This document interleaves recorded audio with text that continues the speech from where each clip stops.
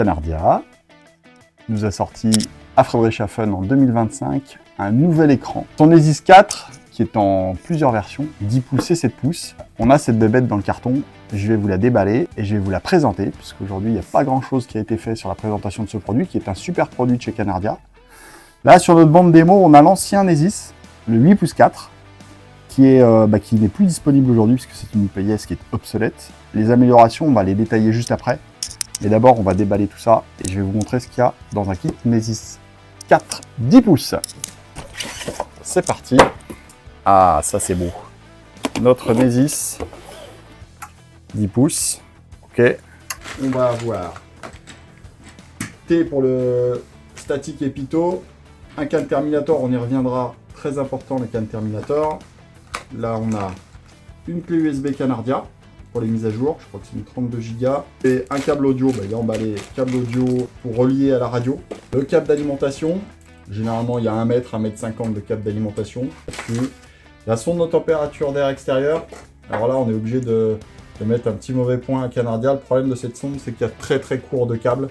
Il y a tout juste à 1 mètre, même pas 1 mètre 50. Et ça dans les avions c'est un problème parce qu'on ne peut pas aller où on veut. On peut toujours la couper et la rallonger, mais c'est pénible.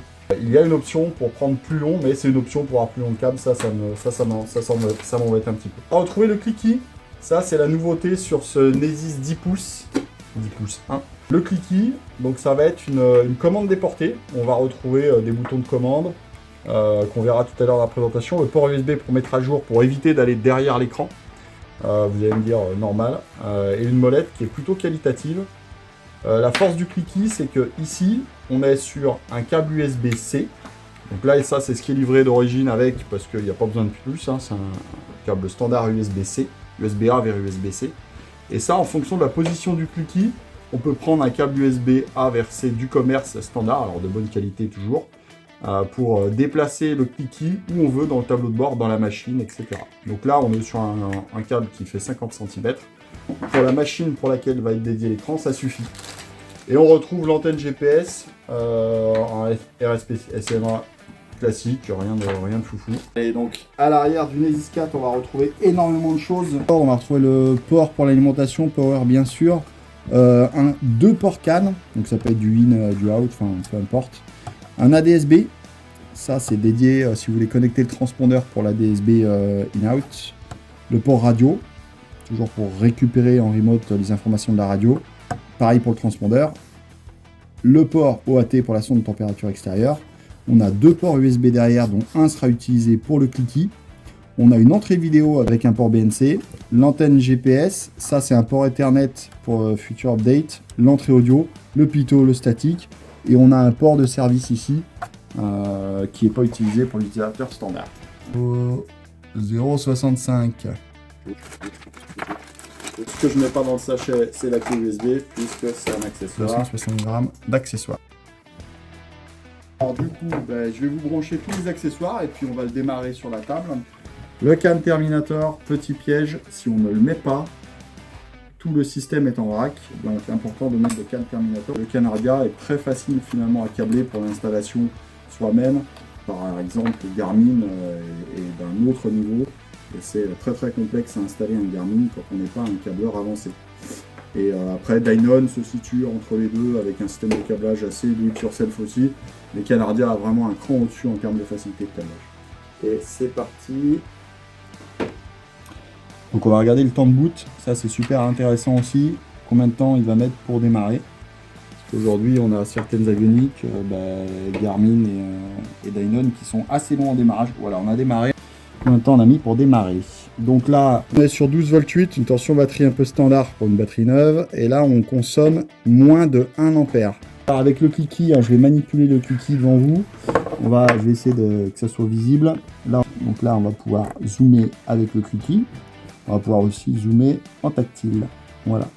Le tactile est plutôt pas mal chez Canardia. Ça marche plutôt bien. C'est une belle évolution sur l'écran. On a une dalle de très haute définition aussi sur cet écran 10 pouces. Et là, on va pouvoir, avec le cliquis, changer les pages. Donc là, on va arriver sur le combo du PFD, donc l'horizon. La HRS est intégrée dans l'écran. Donc si je bouge l'écran, on a du coup le mouvement de la HRS, bien sûr.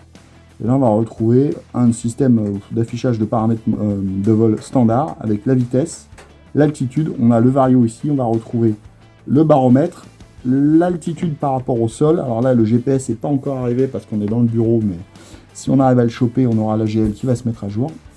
Un petit G-mètre ici. On va avoir la TAS ici. Pareil, il nous faut GPS pour avoir la TAS et la grande speed sur le GPS aussi.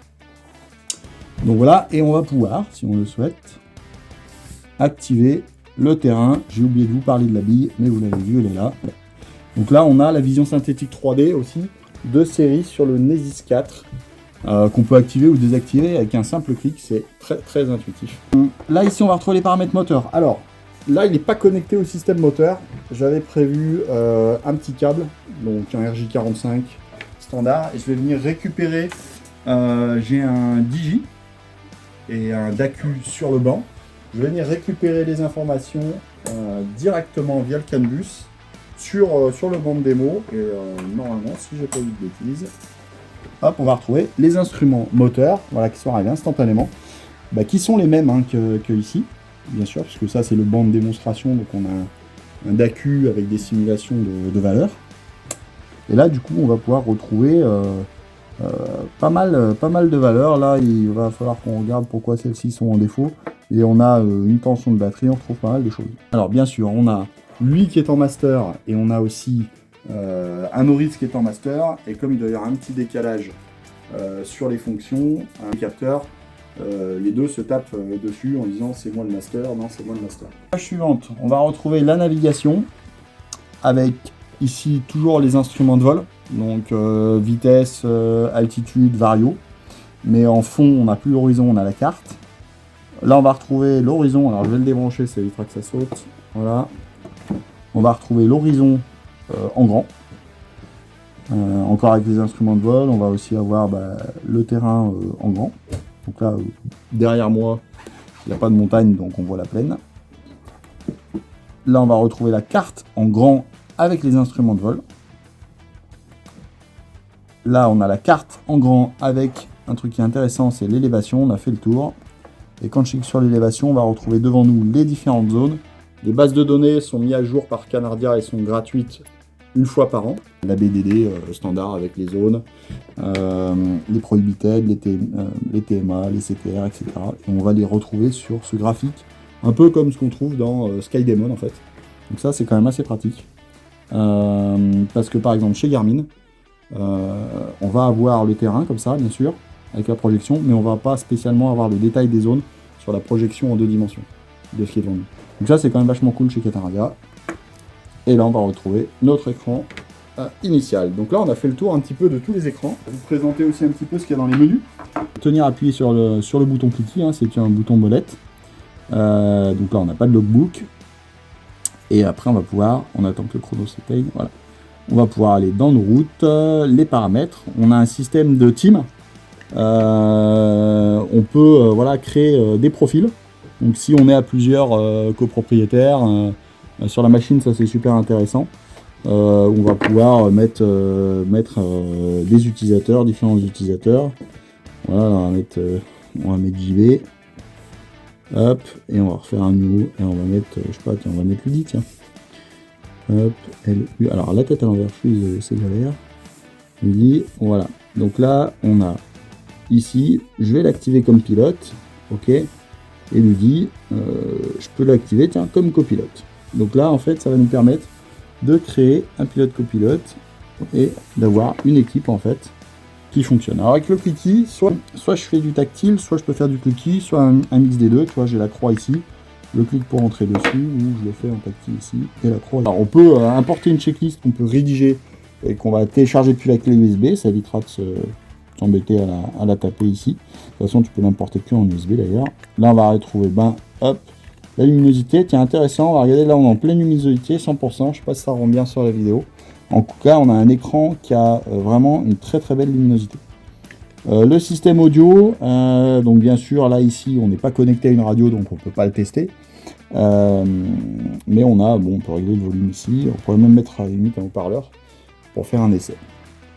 Ok, et donc là on a la DSBF larme, donc ça c'est si on équipe du coup son écran avec un système d'ADSB in-out, donc un FLARM ou autre, et on va pouvoir même avoir un système Wi-Fi. Alors, moi je suis un petit peu déçu sur un truc, sur un équipement comme ça, on est dans les tarifs je crois 5 000 € hors taxe, le bébé. Alors, ils auraient pu mettre une carte Wi-Fi à l'intérieur, parce qu'une carte Wi-Fi ça coûte vraiment pas cher en équipement pur. Et aujourd'hui, si tu veux mettre le Wi-Fi sur le Nesis, il faut venir mettre à l'arrière une clé USB Wi-Fi. Donc ça, c'est un petit peu dommage, je trouve. Là, les waypoints, ça va être tous les waypoints que tu peux créer, que tu peux importer. Tu peux faire un import de waypoints. Ça, on est plus dans la partie navigation. Les maps. Donc là, on va trouver les informations des différentes cartes. Alors, sachant qu'il y a une grosse base de données de cartes chez Canardia. Là, je vous laisserai juste aller voir sur leur site internet. C'est plutôt bien fait leur site. On voit les différentes maps. On peut en charger un bon paquet. Là, ici, on va avoir les updates. Donc, pour mettre à jour l'écran. Là, on n'en a pas la nécessité. Et on le fait encore une fois par la clé USB qui est fournie. Le network, donc ça, j'en ai parlé juste avant. Ça va être ce fameux point Wi-Fi où je suis un petit peu déçu qu'ils n'aient pas intégré la carte Wi-Fi directement dans le terminal. Donc là, ça passe par une clé Wi-Fi à rajouter derrière. Il faudra qu'on fasse les essais, on pourra faire une petite vidéo là-dessus aussi, sur la partie Wi-Fi. Donc, encore une fois, les capacités du terminal, on ne va pas rentrer dans toutes les fonctions du terminal parce qu'il peut y passer longtemps. On va faire qu'on se fasse des chapitres en fait. Là-dessus et qu'on prenne le temps d'aller rentrer dans les détails de toutes les fonctionnalités si vous le souhaitez. Après, c'est vrai que nous aussi on propose la formation derrière si vous avez besoin d'utiliser un petit peu mieux votre terminal. Généralement, quand un client nous prend un terminal et qu'il y a installation, on fait une formation directement sur la machine.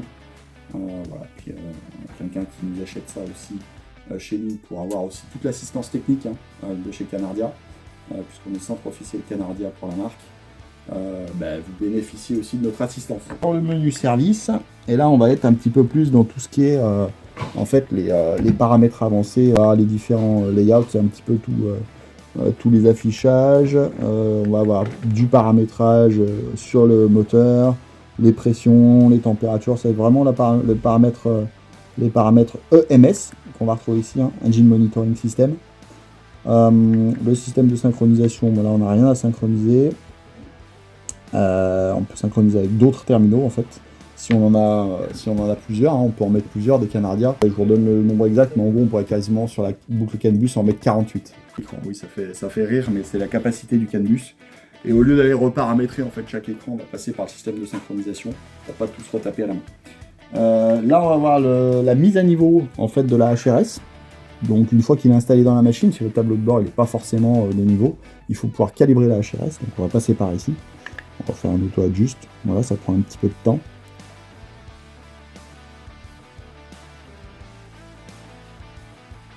On est à la fin. Là, on va retrouver toute la partie Engine Sensor. Encore ça, c'est de l'EMS. La partie calibration des réservoirs. En option, on a le MAGU chez Canardia. Le MAGU, c'est un magnétomètre, c'est une boussole électronique qui peut nous apporter du coup la partie cap magnétique, puisque là on travaille avec un track, donc une route GPS. Le MAGU te permet d'avoir un cap magnétique, donc ça c'est pour le calibrer et l'installer. Le Joyu, c'est les fameux boutons en fait de pilotage. Là on a le Quickie, mais on peut avoir le Joyu qui va avoir plein de fonctionnalités, c'est par ici qu'on va le paramétrer. Avec le Boxy qui va être en capacité par exemple de gérer de la radio. La radio, il va pouvoir le Boxy gérer aussi du trim et aussi éventuellement du flaps. On a des belles installations avec ce système là. Donc ça c'est une option, le Boxy et le Joyu. On a la partie offset, les corrections des capteurs, l'autopilote, une option bien sûr, rajouter la fonction autopilote. Lui comme il intègre son HRS, on vient rajouter un Amigo et 2 serrues. Et on active la fonction autopilote. Il n'y a pas de licence particulière, c'est simplement du matériel à rajouter. Et là on va voir la liste des éléments CAN. On n'en a que 2. Et si par exemple je viens brancher, on va faire l'essai, je viens rajouter sur le CAN bus les équipements du banc. Hop, on va voir là la liste qui s'est agrandi. On va retrouver le Digi, l'Oris, enfin, tout ce qu'il y a sur le banc vient d'arriver dans la liste du CAN bus. Voilà, pour voir la réactivité un petit peu du système et la simplicité. Là, je viens d'ajouter en fait la totalité de ces équipements dans le système du Nesis via le câble RJ45 on va dire quasiment en un clic. On a fait déjà une belle présentation. Je pense que je vous montrerai ça quand on aura installé ce terminal dans la machine. On va mettre ça dans un ATEC Faeta qui est déjà équipé avec un autopilote, un Oris. Il a un moteur IS, donc avec un mini d'accu. Donc une fois que ça sera installé, le client va moderniser un peu la planche de bord, avoir un écran un peu plus sympa et surtout de la navigation embarquée. Une fois que ça sera installé, on vous refera une vidéo pour vous présenter tout ça. J'ai essayé d'être concis et si vous avez des questions, vous savez où nous joindre. L'équipe Aerolite à votre disposition pour toutes les questions techniques et pour tous les produits Canardia. Merci.